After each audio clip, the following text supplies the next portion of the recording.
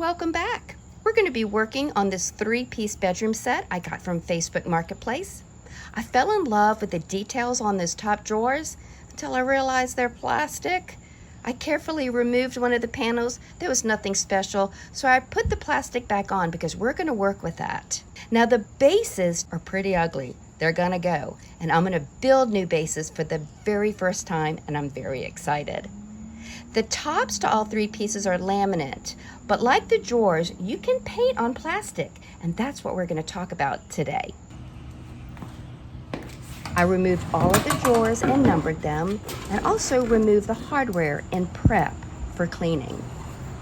But before anything else, I want to get those legs off.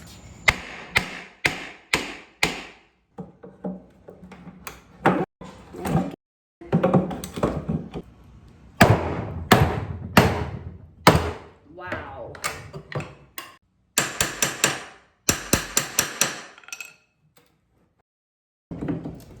Oh yeah.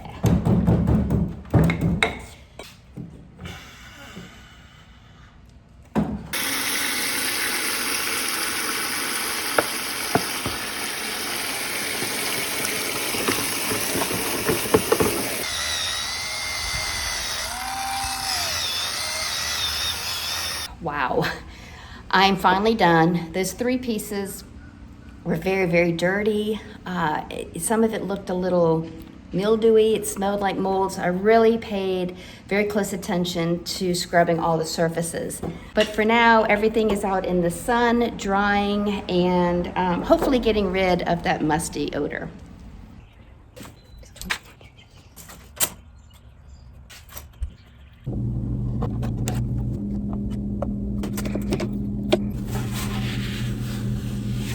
While the glue dries on the drawers, I'm going to go ahead and start scuff sanding the rest of the pieces. I'll be using a 180 grit. The tops of these are laminate. They're very, very shiny and they're plastic. So I need to create enough coarseness to the surface, or teeth as we like to say, for the primer and the paint to adhere to.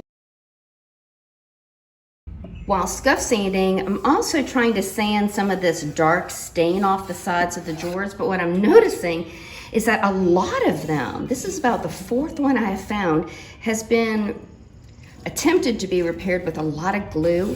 This one even has pin nails in it. Everything has been scuff sanded, and now I'm wiping all the dust off with a damp rag.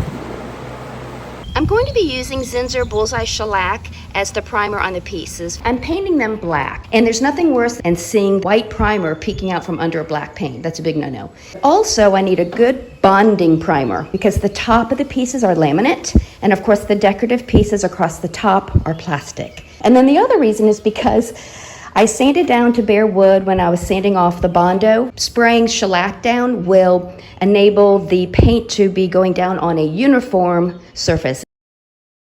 As I suspected, where I sanded down to bare wood to smooth out the Bondo, I've exposed some grain, and you can tell on this drawer in particular and some of the others in the back, that different texture is going to show up when I paint.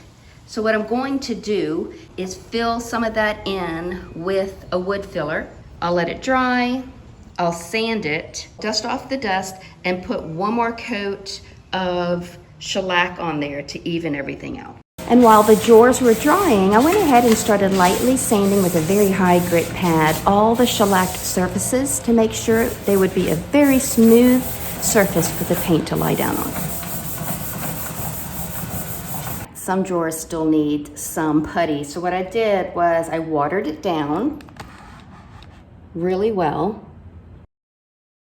and I'm going to paint it on in those areas. And then wipe off the excess so that when I have to go to sand it smooth, I won't have to sand as much.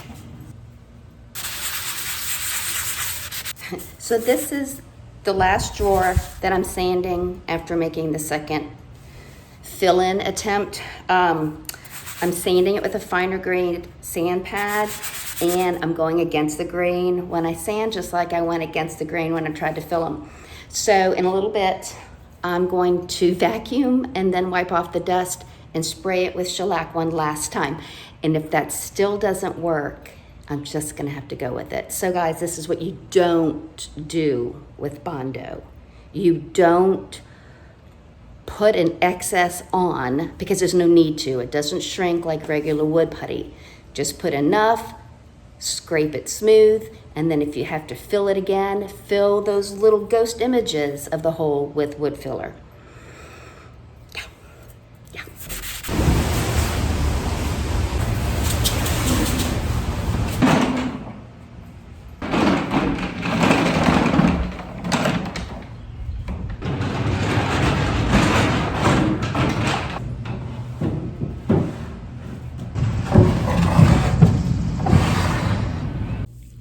I'm painting this black, as I've mentioned. I'm using Valspar cabinet and furniture paint in my favorite black, Sherwin-Williams version of Caviar. It's been a long time since I've used this can of paint though, so I'm going to be mixing it really well with an extra mixer that I found at Goodwill. I just put it in my drill and it helps me mix up that paint really well. The paint has been thoroughly mixed and now I'm filtering it into the canister of my Earlex 5500 sprayer. This is amazing. I love to spray furniture. It's fast and the finish is flawless. I am going to filter it though because you never know if there's any debris in the paint, little dry clumps of paint. You want to get that out because that could clog up your sprayer. So after over 10 hours of prep to paint these pieces, I'm ready to finally paint. That prep is so important to thoroughly clean, sand, repair, prime if necessary, and it takes a lot of time. But this is my favorite part of the job, is to see the paint go on. So I'm going to test the pattern, spray pattern on a piece of cardboard like I usually do, and then I'm gonna start spraying.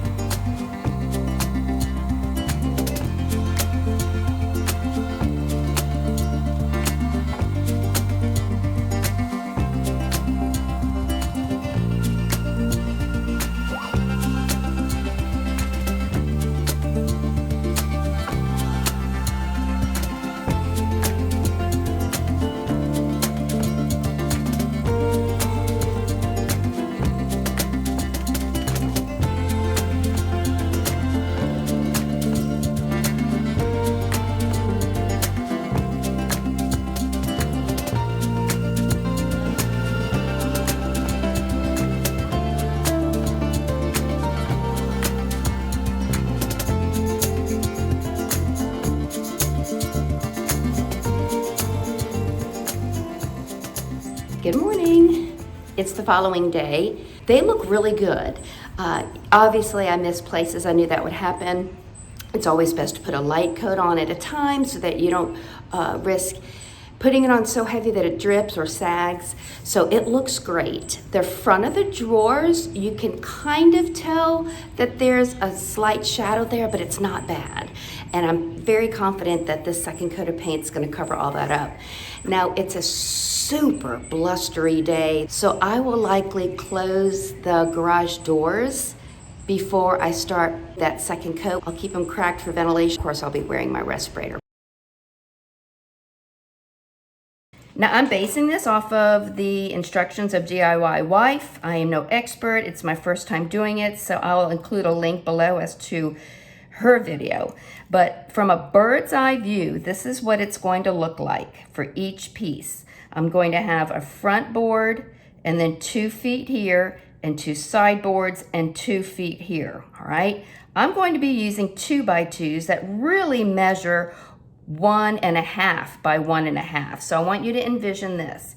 If this is my full length of the wide dresser, and I measured that at 59 7/8 of an inch, I need to take 3 inches off that length because 1.5 will be taken up by this foot and another 1.5 inches will be taken up by this foot.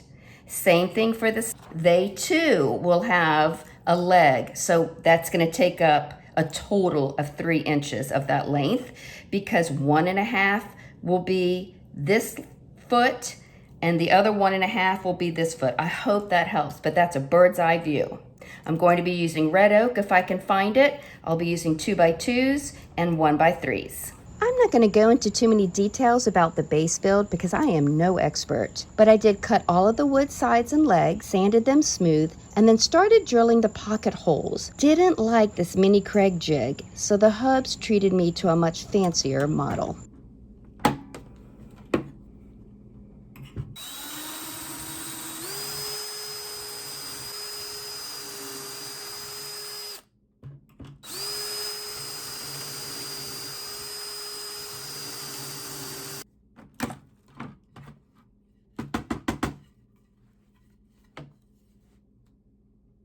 I have a big clamp in place, and now I'm going to try to drill.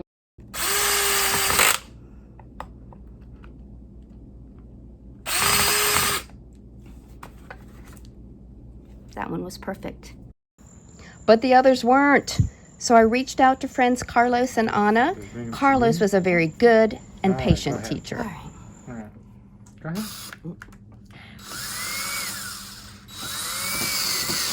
And you have to. I'm not going to be surprised if the top is marred a little bit. That's an easy fix. Dun dun dun.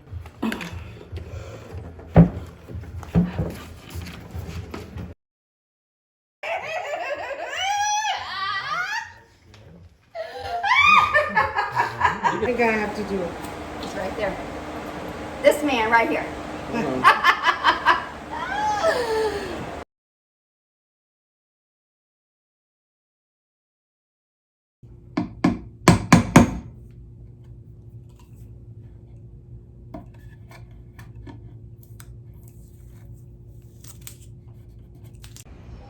It's time to spray the last coat of paint. The bases are covered. I've wiped off a ton of dust that accumulated in the last day or two. I don't get it. But anyway, it's ready to be painted. This paint has a built-in top coat, but as I've mentioned before, when I use black, I always seem to leave dusty fingerprints whenever I touch it unless I add a top coat. So by midday tomorrow, I will add 2 coats of top coat that I'll tint with black paint, and then I'll pretty much close to being done. I can't wait for you to see the outcome, but in the meantime, please don't forget to subscribe. So let's look at some of those before shots first.